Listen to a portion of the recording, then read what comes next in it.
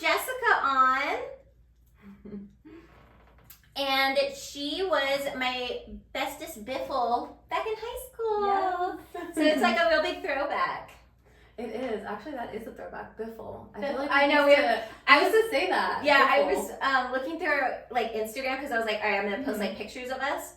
And I kept seeing like biffle all over the place. Funny. And I was like, oh my God. Like I forgot about it too. And I was like, that's so cute. We were so little and young. Biffle. So yes, I met you. I was in 11th grade and you were in 10th. Yes. And we were working for the school newspaper for Culver City High School. Go Centaurs. Woo, woo. See. But yeah, so we were working on the paper and then we just got close and became biffles. We did. It was great. And so how have you been? What have you been up to? Well, let's see. Since high school? Yeah, right. I know. Well, you went to San Diego State. I did, yes. And then you graduated what year? 2016. I can't believe that that's nearly 10 years ago. I know, it's terrifying. It is. Yeah. Since then, I've been working in the nonprofit sector. I stayed in San Diego about 2 years after I graduated, and I worked at a refugee resettlement agency through AmeriCorps. I don't know if you're familiar with AmeriCorps.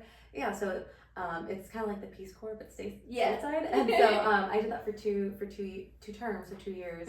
And in that role, I worked with refugee families, and I would match volunteers from the community with those newly arrived families, which was really fun and really rewarding. And it's so funny.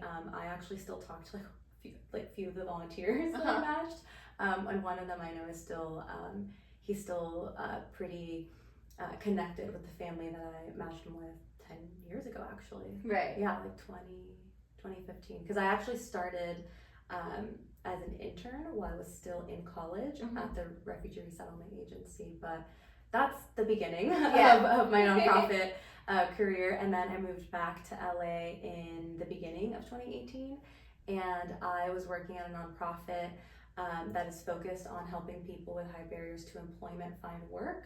So a lot of our clients were people that were experiencing homelessness, people that were re-entering the community after incarceration. And there I also worked with volunteers the majority of the time that I was there. And I helped clients create their resumes like in one-on-one settings or one-on-one appointments. I facilitated classes, trained volunteers. It was really nice. I really liked it. Yeah, so I was at my last job for, I started in 2018 there, and then I left last year, so like 6.5 years at my last job. And then last September, I made the switch to my current job, and now I work in fundraising. And where do you work now? So I work at Inner City Law Center, or ICLC for short. We're a nonprofit poverty law firm, and we work to end the homeless crisis in Los Angeles by offering free legal services to the poorest and most vulnerable residents of LA. Nice. Perfect. And how did you find that job? So how did I find it? Networking. At my last job, I was working with volunteers, and a lot of the volunteers happened to be donors, or the volunteers became donors. So I worked really closely with the development team at my old job, and I really enjoyed that. I also had the opportunity to lead corporate volunteer events where we would have, different corporate groups come in and create, different things for us. Like they would help with helping us organize our resource closet. They would help make hygiene items for our clients. And so I really enjoyed that. And so I feel like it was a natural progression and interest to, make the switch into development and fundraising. And I've been in my current role for about 10 months. Nice. Yeah, so 10 months. So it hasn't been too long, but it's been really good. I've learned a lot, and I really enjoy it. And so what's your official position right now? My current position is as a development manager at Inner City Law Center, and I'm part of the development team, and our focus is to raise funds to support the mission and the programs of Inner City Law Center. And specifically in my role, I oversee our monthly donor program. I lead our year-end appeal campaign. I help with special events, amongst other tasks. Nice. Perfect. Okay, and also I always forget to talk about it. Our episode drink. I make such a big deal about having an episode drink, and then I don't talk about it like a dum-dum. We're having a virgin Aperol Spritz because we're filming pretty early, and it did feel a little weird to start drinking at like 10:30 in the morning. I've done it, but it's just not really the best look. So virgin Aperol Spritz, which I didn't know how to make, but it ended up working out. It was orange juice, cherry juice, topped with like Pellegrino. It's just fizzy juice. Let's be quite honest. Good. It's good. It's refreshing because it's hot outside. Yeah, it's pretty hot. But yeah, it's doesn't compare to the real Aperol. But we're trying to be civilized people here. So yeah, that's our drink. I talked about it. Let's move on. And what's the goal of ICLC?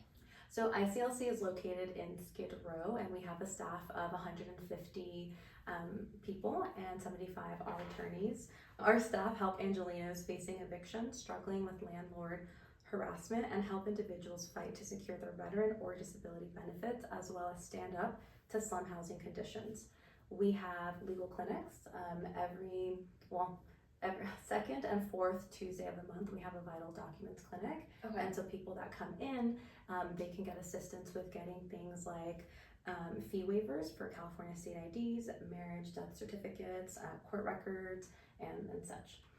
We also host events for the community. We have something called the Skid Row Community Connect Day, and during this time, our parking lot transforms into a resource fair. And we have service providers there, we have free food, we have swag bags for our participants, and everything is free. We also host another event called Pets Landing, and this is specifically for the pets of Skid Row. Aww. And so the parents can bring their fur babies for veterinary services, light grooming services. Oh, that's great. And there's also referrals for the pet parents too, and again, Okay. everything is free. Oh wow, that's great. And pets bring so much comfort to us Yeah. too, so it's a really cool event. I love that. I had the opportunity to volunteer at it, the last one back in April, Mm-hmm. and it was really nice. Yeah. The pets are so cute. I love that. And if anyone's interested in volunteering for events like that, we do have opportunities for community members to volunteer. Oh great. And that's all on our website. Perfect. Yeah. And then also I'm going to be linking the social media page for Inner City Law Center and the website. That way, any information, if you want to learn more information, you can definitely go to Instagram stories, and it'll be turned into a highlight reel in case you guys aren't catching it the first day. But yeah. And so some of the other things that we do are we're part of various housing coalitions, and as an organization, we sponsor state bills that will support housing and our clients. For example, we're currently sponsoring AB 647 and SB 634. So SB 634, the Homeless Rights Protection Act, is a state bill that's aimed at preventing the criminalization of existing while homeless or helping the homeless. And it's currently making its way through the state Senate, and if you're interested in following its progression, it'll be in the stories. Perfect. And then the other bill, SB 634, is the Better Urban Infill and Livable Design Build Housing Act of 2025, and this aims to combat the long-term effects of housing segregation. AB 647 will allow up to 8 homes as long as one is affordable in any residentially zoned area in California. And this AB 647 is endorsed by nearly 100 community organizations. Nice. Perfect. She came here so prepared, and I was like, oh my God, I'm just going to listen to her talk basically. I try. Yeah. I was like, she came with a whole document, and I was like, oh, damn it. I got my 1 page of questions. But yeah. Okay. But wait, there's more. Right? Yeah. Tell us more. There's actually, there's I'm just really, proud of the work that Inner City Law Center does, and so that's why I'm like, wait, there's more. Tell us more. Tell us everything. It's wild that, earlier this year we had the fires. Yeah. It feels like so and it wasn't much. even fire season. I know. And it feels like so much has happened since, so much has. Yeah. Yeah, these past it's 8 months, I guess. Mhm. It feels like it's been years. Like Yes. we've been at this for years, and it's like we're only 8 months in. Yeah. I'm terrified. It's a very stressful time. Yeah. And after the January fires for at ICLC, we began hosting legal clinics to support Angelinos who were affected by the fires. These wildfire relief clinics focus on tenant issues and vital documents. Many of the people that were impacted, they lost a lot of their documentation due to the fires. And so the legal clinics that ICLC hosts are both virtually and in person at a church in Pasadena. Oh, wow.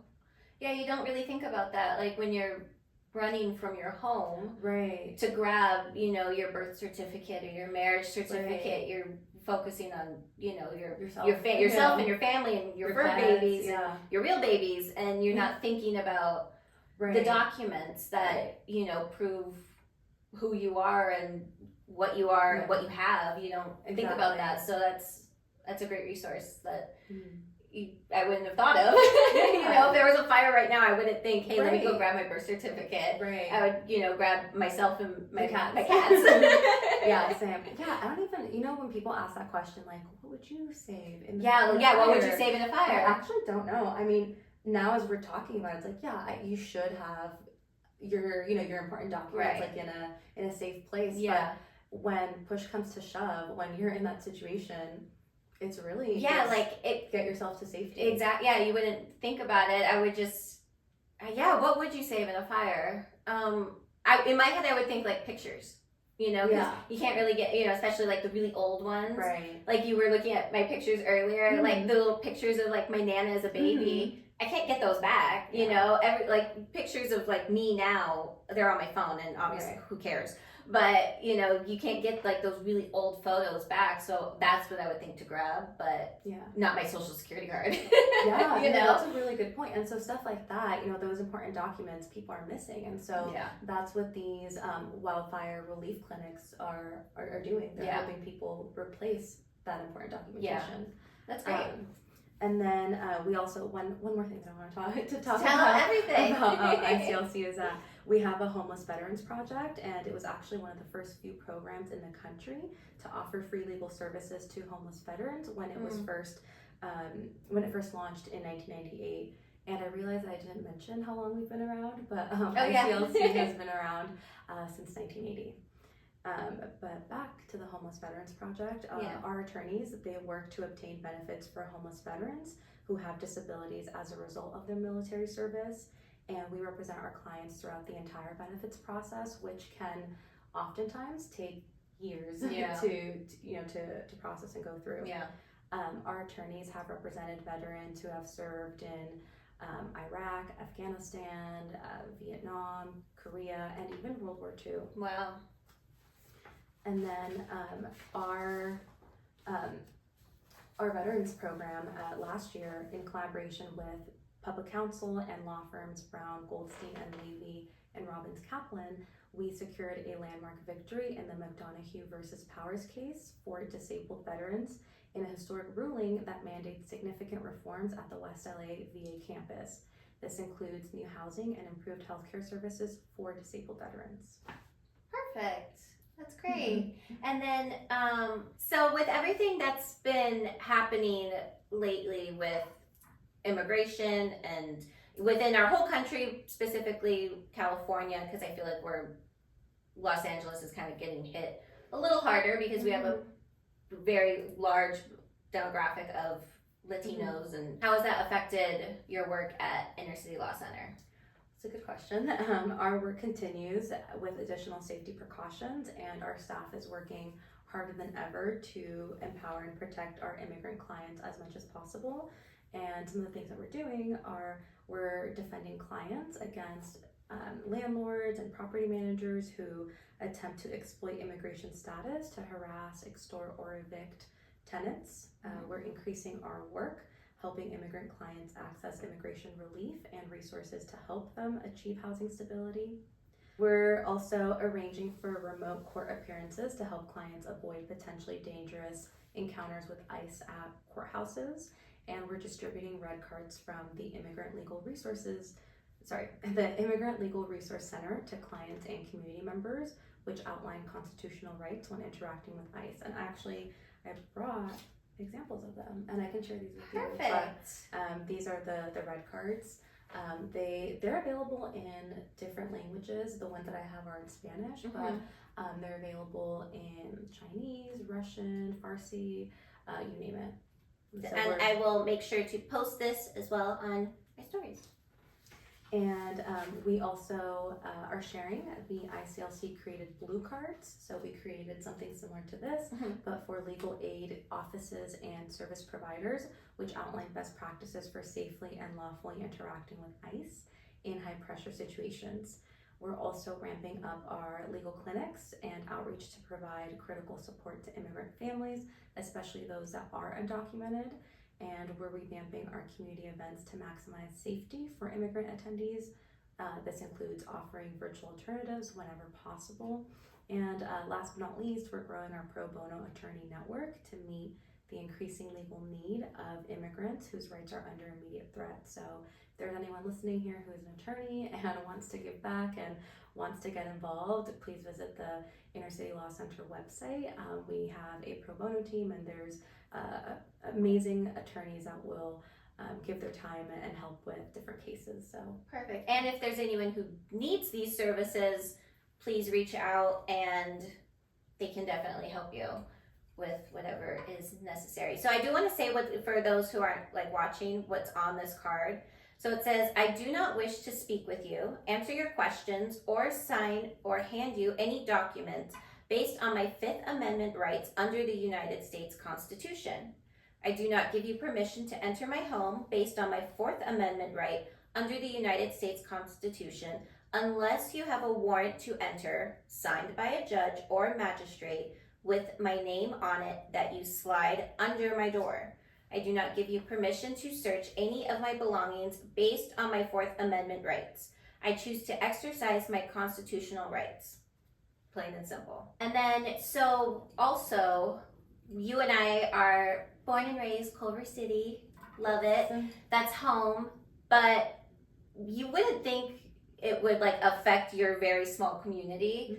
But we've had an enormous amount of people who have been technically kidnapped, let's just call it a spade, straight off the street from their homes in Culver City, in Palms, in the West Side.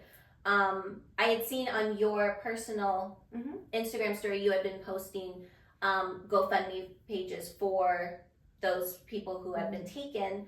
And then you also went to a event at Vets Park last Sunday. Last Sunday. I'm stalking you. Everyone's stalking everyone. Yeah, of course.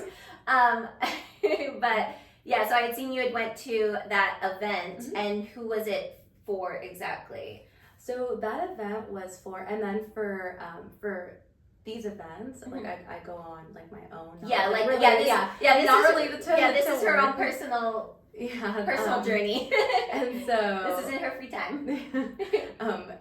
Yes, so last Sunday there was a press conference and fundraiser for one of the community members that has been taken from Culver City. His name is Enrique Lozano, and he was a paletero, so ice cream man, and he had been selling ice cream in the Culver City community for 20 years, and it was June 23rd. It was a Monday before. Okay. So he was taken away. He was kidnapped in plain daylight. Yeah, they took him and left his cart on the street. Yeah, which did, is and horrible. It's crazy, and like if you he was just like snatched. He was and the photo that has been circulating. It's just his cart and it's on the sidewalk. Yeah. It's like he just disappeared. Yeah, no, it's very powerful, and it's really sad. He was taken on Culver Boulevard near Sepulveda, so actually really close to the high school. Yeah. Like you said, like where we grew up, I know that area, that area. We've walked that area hundreds of times. And so it's really sad. He's not the only one. There's been people, there's been other people. There was another individual, his name is Jose, I forget his last name. Was he the one who was taken from the car wash? No, but see, that's the thing. There's so many, and Yeah. it's really awful. So the one that I was thinking of, he's a grandfather, and he was taken last Friday while he was on his way to work, and he was in his car. 6 masked, unidentified individuals. They stopped him. They broke his window, and they dragged him out of his truck. And the family actually posted an update last night, or I saw it last night, that he is already in Mexico, and according to them, he didn't sign any deportation papers. They just threw him back. Pretty much, which is something that, we're hearing a lot about, that people aren't given their due process. They're just, they're coerced into signing deportation papers. Yeah. The conditions in the holding facilities are awful. Yeah.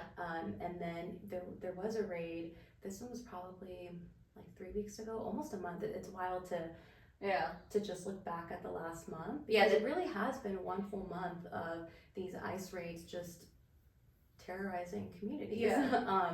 And there was a raid at the car wash on Sepulveda and Venice. Yeah. Also really close to us. Yeah. I've been to that car wash hundreds of times as well. Yeah, I used to work in front of that car wash at the Baskin Robbins. Oh yeah, I forgot about that. And so it's like that's our community. And yeah. I believe it was 6 individuals that were taken during that raid, and it's really awful what's happening. And it's very deeply concerning. Yeah. So the one at the car wash is like the first one that like I think gained like really big media attention, at least for like Culver City. But yeah, it was like you see these men who, by the way, like literally anyone could pretend that they're an ICE agent. I feel like, which is also scary too. Scary. It's not like I'm not trying to give anyone ideas, but I've already seen like stories about it where like people who aren't ICE agents are just going up and snatching, like mainly women. Let's be honest. They're just like scary people who are just like kidnapping people under the disguise of ICE. So that's scary in and of itself. But I did see, they went and they targeted the car wash, and this guy was there with his 2 sons, and it was just wrong place, wrong time for him. He didn't work there. He was just there getting his car serviced, and they took him and left his 2 kids crying on the side of the road. And like people around them are like, trying to like the younger son is just in absolute tears. And the older son's trying to like find out where he's going, like where are you taking my dad? And everyone around is like, these are his kids. They're underage. They need to know where he's going. And they don't say a word. They just take him and leave. Yeah. And it's horrible. I can't imagine being in that position or watching that happen to a family member or a friend, or I can't imagine seeing it happen to a stranger in person. Right. But to see like your father taken away from you like that is devastating. Yeah.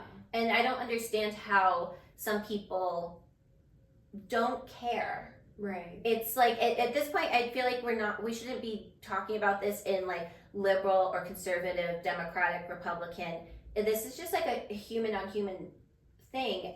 How do you not care about another human being? Right. This is far beyond politics. It's just what's happening right now in our country is abhorrent.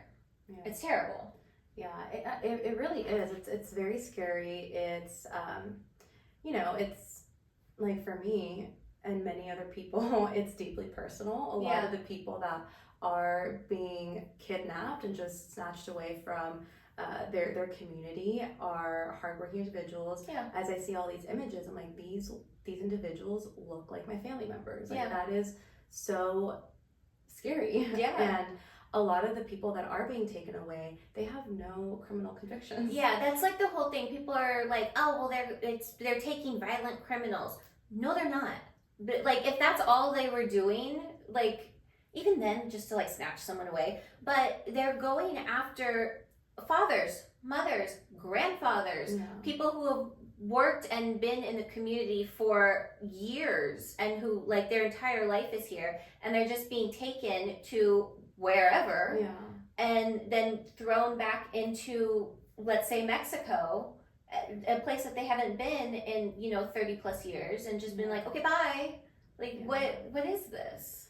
Yeah, it's really awful. And a lot of these people, they're hardworking. I mean, especially the two individuals that we just talked about. These like, are just two of many, of exactly. thousands Exactly. that are just happening. The ones that I think we've seen their stories, just because they are such a big part of our community. Yeah, they're like neighbors. Exactly, they really are. They technically are. And they're a great example of immigrants make America great. Immigrants are entrepreneurial. They're very hardworking, and these two individuals are perfect examples of that. Yeah. And it's really sad to see it. I'm not gonna lie, I've definitely had some,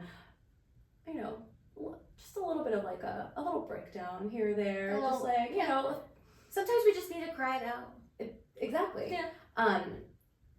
It's really scary what's happening, but I will say that there is a silver lining, in the sense that as these kidnappings are happening, I've seen community members just really, go out there and help their neighbors. Right.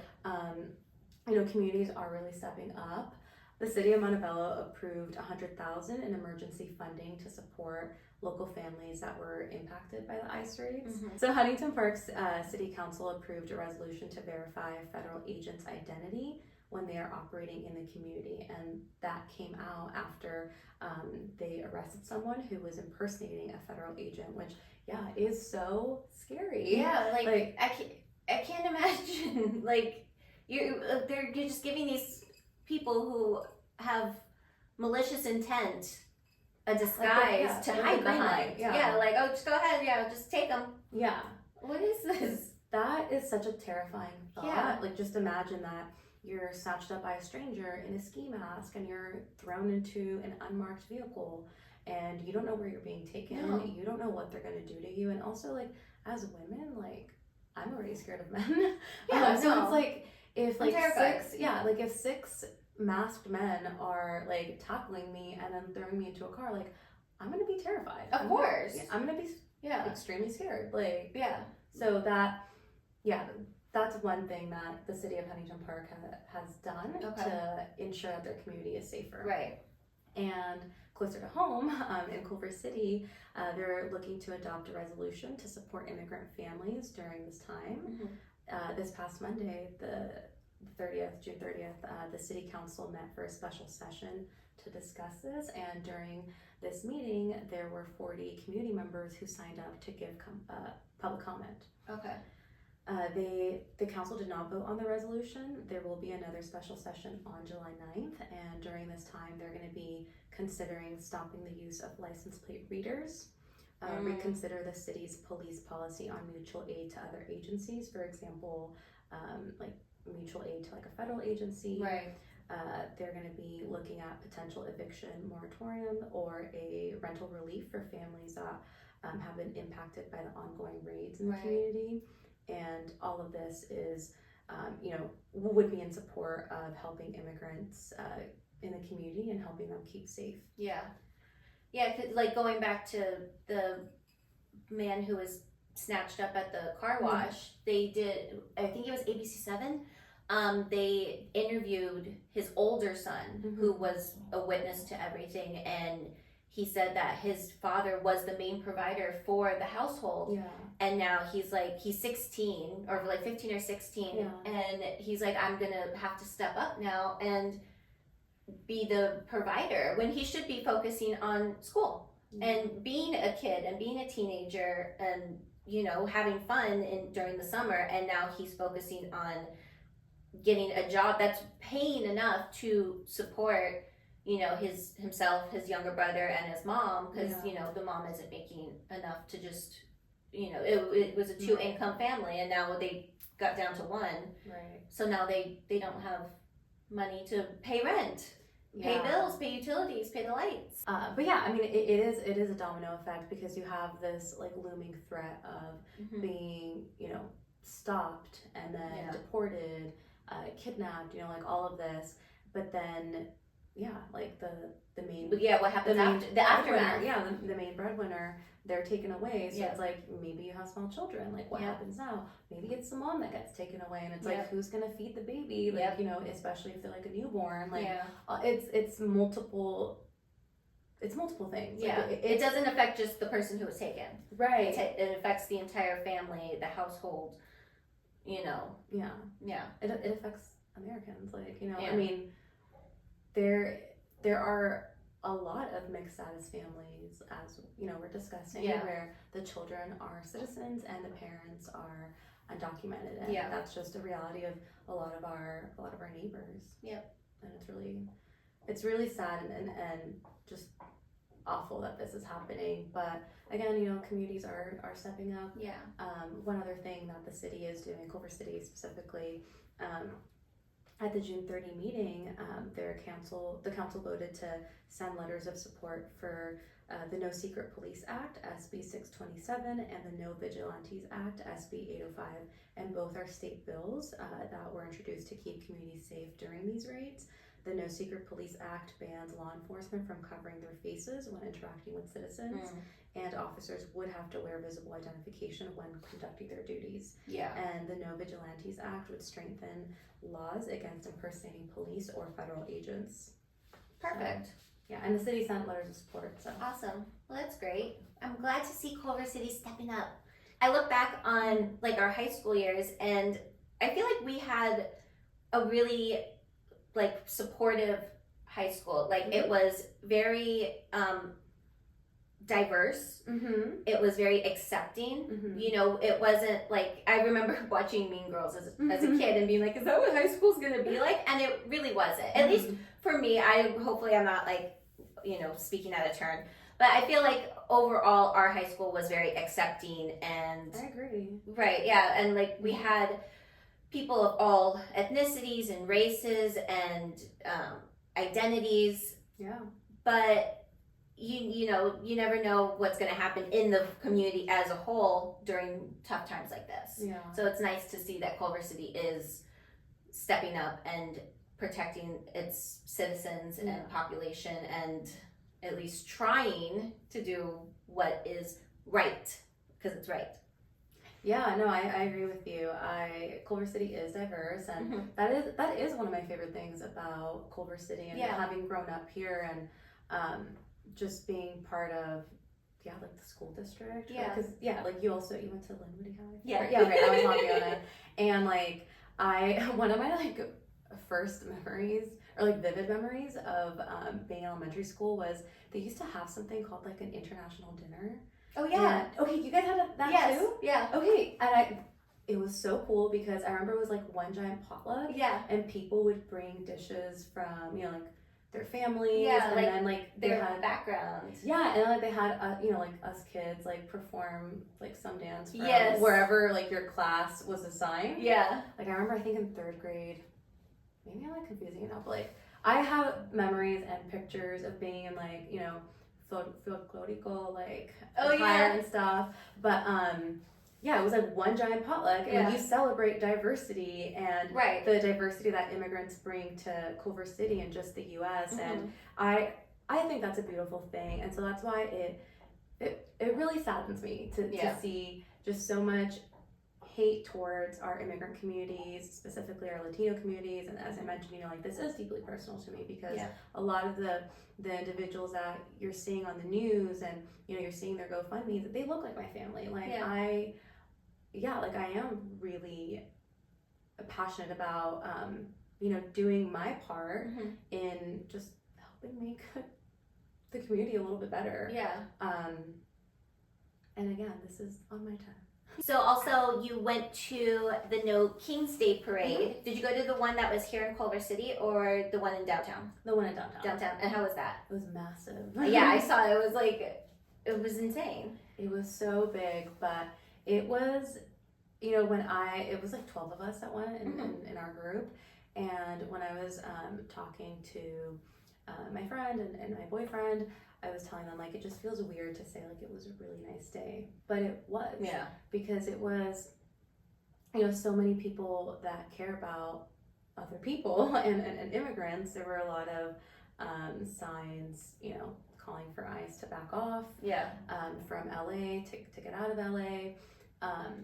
And it was hopeful to see such a huge physical representation of the hate that's going on right now. And to be quite honest, I was really nervous at first that morning of, because the Sunday before, my boyfriend and I went to a protest in downtown when this was all starting, and it was really scary. Really? Yes, it was one of the scariest moments of my life. Oh my God. The Sunday before the No King's Day parade, I went to a protest in downtown with my boyfriend, and we met up with one of my friends, and we were going to meet up with another friend. And so when we got there, we walked towards the federal building off of Temple in downtown, and there were a lot of people. There was a big crowd, everyone was peaceful, and we were on Temple. And I remember that there was a point where a police van just started driving towards the crowd. Right. To like split the crowd. To like disperse them. Exactly. And then they started shooting rubber bullets. Oh. And when I do remember, now that you're saying that, it's like I blocked it out from my memory because I can't have too many bad memories up here. But yeah, I saw that on the news. Yeah, it was really scary. Yeah. And so we were with my friend, and she was looking for her friends as well. And they started shooting rubber bullets, and then of course people are like, panicking. Yeah, of course. So then I run the opposite way from the bullets, and my friend runs into the crowd. Yeah, into the crowd, looking for her friend.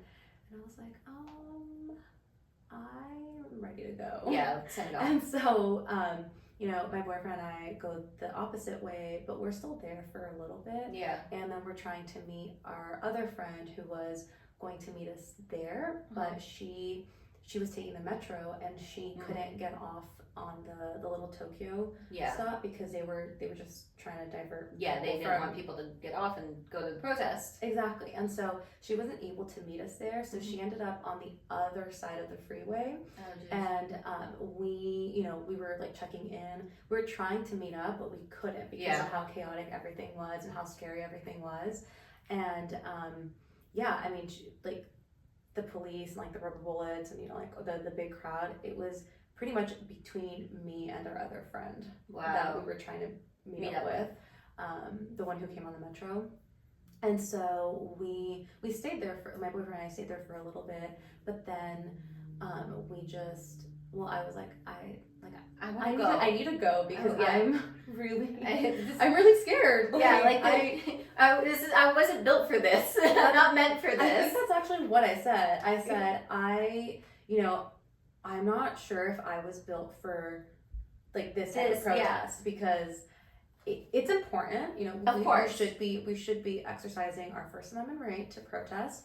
It's important, but the thought of being shot at or like falling, I was just like, I was just imagining like, being trampled over or something. Of course. Because of, people also being scared. Yeah.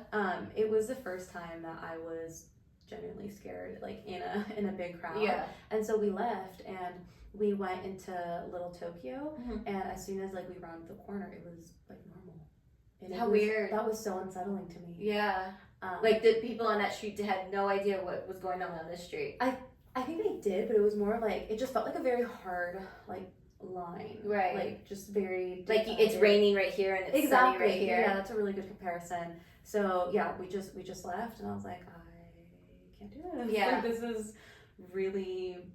It's very scary. Like I feel like this probably isn't like a good comparison because hopefully we don't get there. But I feel like we're like entering a stage of like the Hunger Games almost, where it's like we're protesting against this current administration. I'm trying to choose my words wisely here.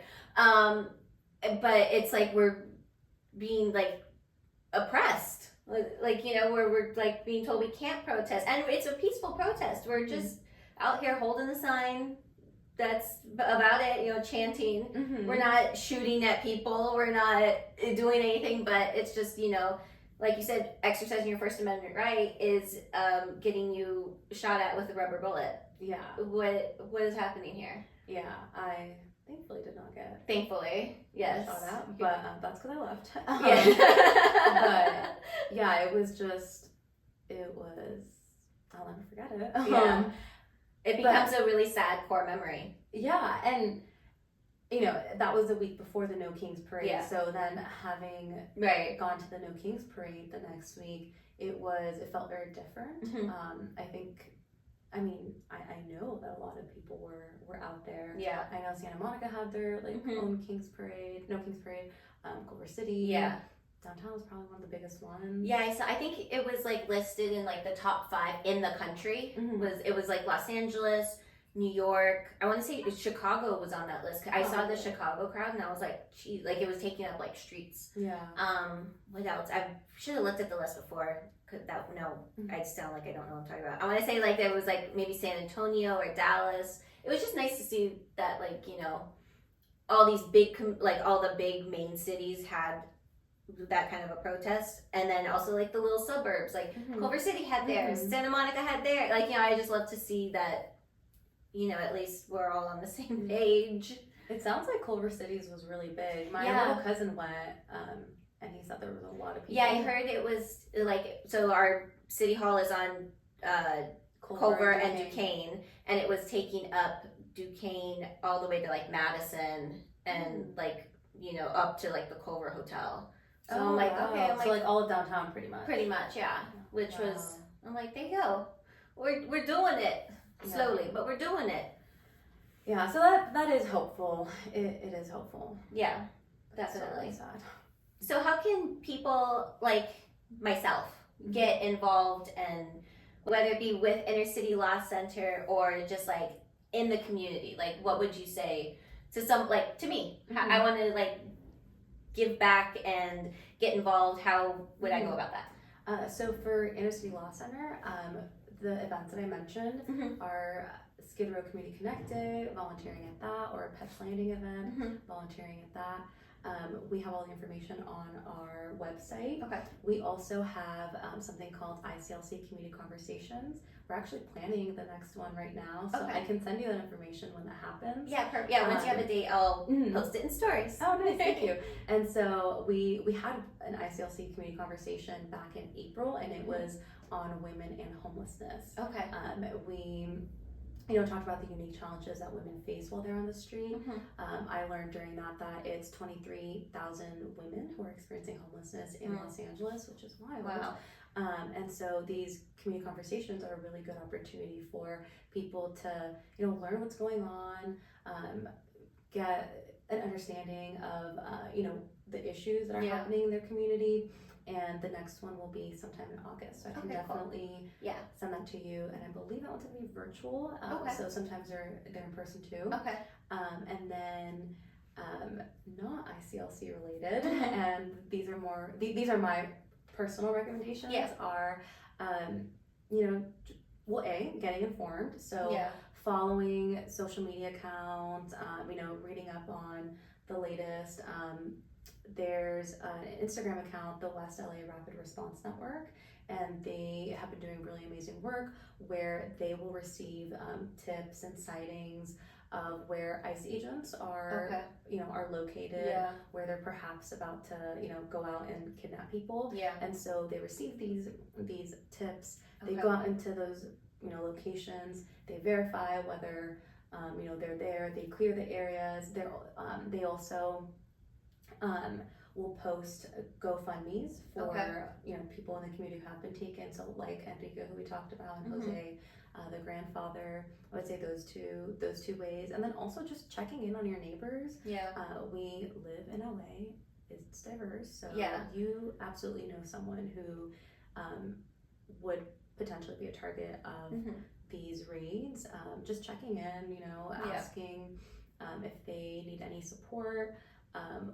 I don't think I mentioned this earlier, but right now with everything that's happening, immigrant communities are really scared to go to work, to go to the grocery store, to just exist, go to the grocery store, go do laundry, live their normal life. They feel like they don't even feel safe in their own homes. I was gonna say they don't feel safe outside of their homes, but even in their own homes, I can't imagine. Exactly. And so offering a ride to someone goes a long way. Offering to, pick up groceries for them goes a long way. So I would say those two things. Yeah. So for ICLC, following us on social media, potentially volunteering at one of our events, attending an ICLC community conversation, and secondly, my personal recommendations, following social media accounts that are covering these ICE raids, specifically the West LA Rapid Response Network. If you're in a position to give, absolutely donate to someone's GoFundMe. And I know that we keep talking about the two members of our community that were taken, but they're two of hundreds of people in the county that have been affected, and so we wouldn't have enough time to discuss each and every one because there's just too many. Right. And I feel like I've seen somewhere on social media where there's like a spreadsheet of just like all the GoFundMes. Oh, okay. I need to look for that because I want to go through and donate where I can. Yeah. And then I feel like I said something else I totally forgot now. Oh yeah, and then checking in with your neighbors because it does go a long way. Yeah. Kindness is free, That is true. It's true. not too hard to be kind. Well, for some people, I suppose it is, but it costs nothing to be kind. And I do feel like I need to say this as well. Just because you might not be personally affected by it doesn't mean it's not important. Just because I am not, I am a citizen and of legal status doesn't mean I don't care or shouldn't care. Just because it might not affect your life personally doesn't mean it doesn't matter to somebody else. So for those people who are turning a blind eye or being like, well, it doesn't affect you personally, it affects humans. So I feel like it does affect me personally because you should just care. I can't talk. You should just care. We should care. Yeah. We really should. Simple as that, and I completely agree. And I think one of the last things I'll say is, please don't normalize this violence. This is not normal. We're living in unprecedented times. So let's not get used to it. Yes. That's the perfect way to end this. Yeah. And let's not get used to it. Don't normalize the violence. And be a positive part of your community. Be kind. Be generous whether it be with financials, your time, just something. That's really, I wanted to talk about this issue for the past couple weeks, but I didn't want to talk about it by myself because, that's lame. But I wanted to talk about it with somebody who was well informed and is a part of the solution. And I was able to get Jessica here, and so I feel like it's important to talk about. I understand this might not be everyone's cup of tea, and that's fine. You can just turn it off. So there you go. And I do think that's a great way to end the episode. It's be kind. It costs nothing to be kind, people. That is true. So where can people find you and your place of work? So for Inner City Law Center, you can follow us on Instagram. You can also go onto our website and sign up for our e-newsletter. We send out every month. There's a lot of really great news and updates that we send out. So if you're interested, please check out our website and follow us on Instagram. And we also have other social media too. Right. And then for me, separate from my work, I am on Instagram. I think that's really like the one social media that I use the most. I'm Wandering Jess Cloud. She's had that name for years. I think that was your original handle. It was. Yes. So it's so cute. Yeah, she's like, I'm just keeping it. But that's where I can be found. Perfect. Yes. And then you can find the podcast and myself at Emily to Gremily Pod on Instagram and TikTok. TikTok is slow moving, but I digress. You can also email me and the podcast at emilytogremlypod@gmail.com if you want to send in your gremlin stories, if you need gremlin guidance, which is what I decided to call it now. Normally I would have Jessica tell her gremlin story. We decided to keep this episode more serious and more about what's going on because it's important to talk about. But she will be coming back again, and that'll be a little more lighthearted, more fun. That's where we'll talk about, you know, the gremlin activities.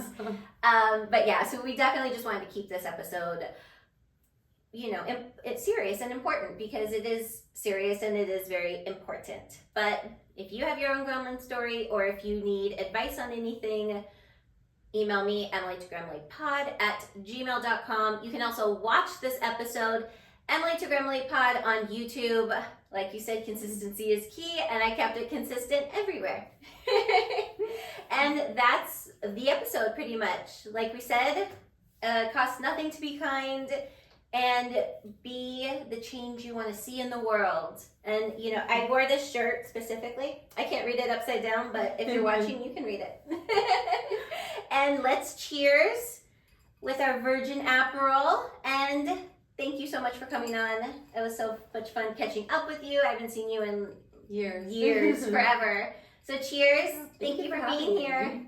Cheers. Bye.